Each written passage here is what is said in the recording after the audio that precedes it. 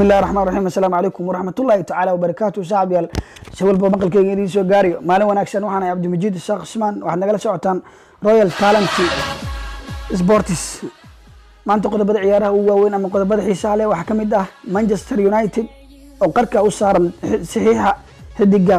Donny van de Beek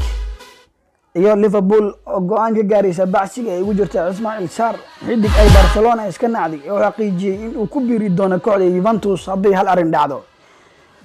saaxiibayaal soo dhawaada mar labaad idilkiin bas walba maqalkayga idin soo gaariyo maalin wanaagsan saacba furan soo dhawaada aan ku bilaawno kooxda Manchester United oo qarka u saaran saxiixa ay kula wareegi rabta Van de Beek kooxda Manchester United ayaa toddobaadkan dhameystiri doonta saxiixa xidiga qadka dhexe kooxda Ajax Donny van de Beek iyadoo 35 milyan kula soo wareegi doonto kooxda Old Trafford ku ciyaarta ayaa xidigan qadka dhexe Donny van de Beek oo caleema saartay ama ku calmatay xidigaha ay ku xoojinaysa qadkeeda dhexe iyadoo saxiixa dhameystiri doonta maalmaha soo socda wargeyska Daily Mail ayaa sheegaya in ay labada koox Man United ay Ajax wada hadallo horumar leh ay jiraan waliba Man United ay ku rajo weyn tahay inay dhameystiri doonto maalmaha soo socda Manchester United ayaa haatan heshiis shakhsi ah la gaadhay xidiga qadka dhexe ee Donny van de Beek kaas oo qalinka ugu duugi doono heshiis 5 sano ah kor loogu qaadi doono mushaarkiisa 30 geni oo lacag toddobaadkii uu qaadan doono wada hadallada u dhaxeeya labada kooxood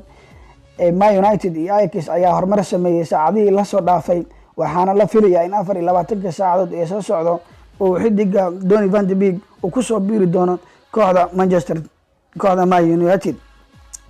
waayahay qodob kalena Liverpool oo go'aan ka gaadhay bacsiga ay ugu jirta Ismail Sarr kooxda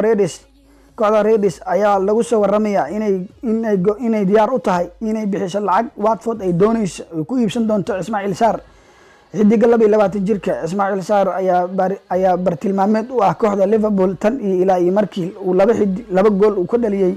Liverpool kulankii ay Watford ay garaacday Liverpool xilli ciyaareedkii hore kooxda Liverpool ayaa doonaysa xidigaha la tartansiinaya xidiga weerarka ugu ciyaari doona Mohamed Salah Sadio Mane iyo Robert Firmino laakiin Watford ayaa si cad ugu sheegtay Liverpool in kaliya xidiga reer Senegal ay ku fasaxi doonto lacag dhan 40 milyan euro Liverpool ayaa la sheegaya in ay haatan diyaar u tahay inay bixiso lacagta Watford ay doonaysa ay ku iibsanaysa xidiga 40 milyan sida uu sheegay wargeyska The Sun